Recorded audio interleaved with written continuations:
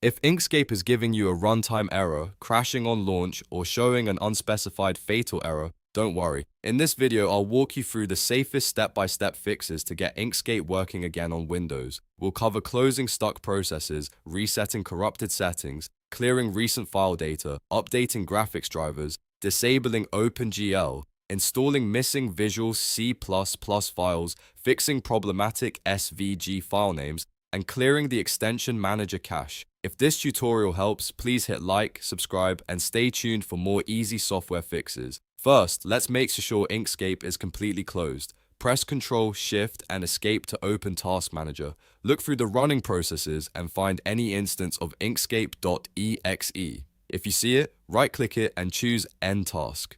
This step is important because if Inkscape is still running in the background, it can lock configuration files and prevent the program from starting correctly. Once that is done, we can move on to resetting the user preferences. A corrupted preferences file is one of the most common reasons Inkscape develops strange UI behavior or crashes at startup. Open File Explorer and go to c:/users/admin/appdata/roaming/Inkscape. Inside that folder, find preferences.xml. Instead of deleting it, rename it to preferences.xml.old. That way, Inkscape will automatically generate a fresh default preferences file the next time you launch it.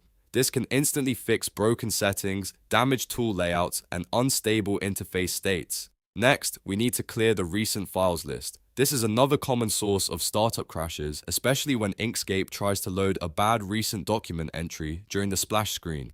Go to c:/users/admin/appdata/local. Find the file named recently, -use.xbel, and delete it.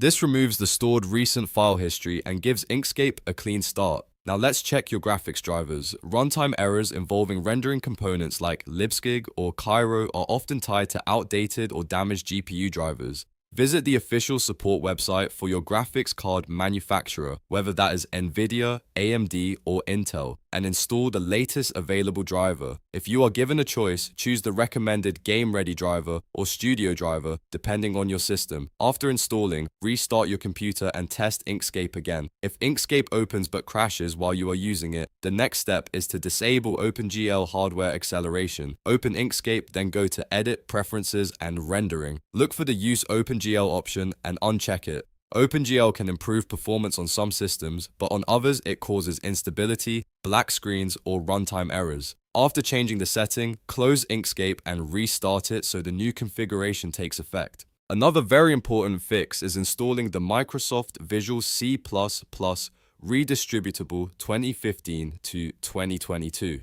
Many Windows runtime errors happen because the required Microsoft libraries are missing, outdated, or corrupted.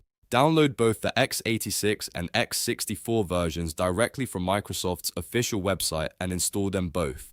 Even if you think your system is 64-bit only, installing both versions can help Inkscape find every dependency it needs to run properly.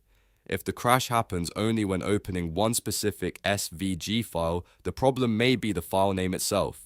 Rename the file and remove special characters like %signs, ampersands, or hash symbols because these can sometimes confuse the internal renderer. Keeping the file name simple can prevent loading errors and make the file open normally again. Finally, check the extension manager cache. This is a lesser-known fix, but it can solve crashes caused by corrupted or lingering extension data. Go to c:/users/admin/appdata/local/Inkscape/Inkscape-extension-manager/cache. Delete everything inside that cache folder so Inkscape can rebuild a clean extension index on the next launch. After completing these steps, reopen Inkscape and test whether the runtime error is gone. In most cases, one of these fixes will solve the issue and your app should start normally again. If it works, let me know in the comments which step fixed it for you. And if this video saved you time, please like the video and subscribe for more simple software troubleshooting guides. Thanks for watching and I'll see you in the next one.